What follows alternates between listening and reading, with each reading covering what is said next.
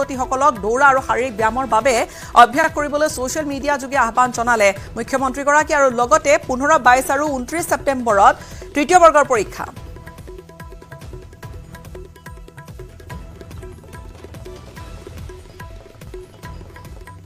অসম পুলিচত 6434টা পোষ্টৰ বাবে আবেদনৰ প্ৰক্ৰিয়া আৰম্ভ কৰিছিলোঁ আৰু আজি আমি সিদ্ধান্ত ললো যে অহা 3 অক্টোবৰৰ পৰা পুলিচৰ ফিজিকেল টেষ্টসমূহ আৰম্ভ হ'ব।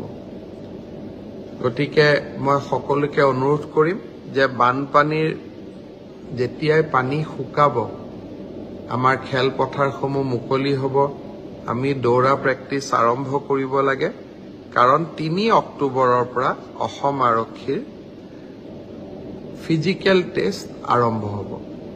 মোৰ লক্ষ্য হৈছে যে ফিজিকেল টেষ্ট, ৰিটেন আৰু ভাইভা তিনিওটা প্ৰক্ৰিয়া সম্পূৰ্ণ কৰি এই বিত্তীয় বৰ্ষতে আমি যাতে এই 6434টা পদ ভৰ্তি কৰিব পাৰোঁ, এটা সুন্দৰ নিযুক্তি প্ৰক্ৰিয়াৰ মাজেৰে ল'ৰা ছোৱালীক নিযুক্তি দিব পাৰোঁ আৰু তাৰ লগে লগে 2025 চনৰ বাবে আকৌ এবাৰ নিযুক্তি প্ৰক্ৰিয়া আমি যাতে আৰম্ভ কৰিব পাৰোঁ। আৰু অসম চৰকাৰৰ নিযুক্তিমূলক পৰীক্ষাৰ দিন ঘোষণা কৰা হ'ল 15, 22 আৰু 29। পুনৰ কৈছো 15, 22 আৰু 29 ছেপ্টেম্বৰত অনুষ্ঠিত হ'ব ৰাজ্য চৰকাৰৰ তৃতীয় বৰ্গৰ নিযুক্তি পৰীক্ষা। এইবাৰ নিযুক্তি পৰীক্ষাৰ নিয়মবোৰ কিছু সলনি কৰা হৈছে আৰু এয়া প্ৰথমবাৰৰ বাবে। 15 ছেপ্টেম্বৰ, 22 ছেপ্টেম্বৰ আৰু 29 ছেপ্টেম্বৰত অনুষ্ঠিত হ'ব প্ৰাৰম্ভিক পৰীক্ষা। অসম লোকসেৱা আয়োগৰ আৰ্হিতে অনুষ্ঠিত হ'ব ADRE পৰীক্ষা।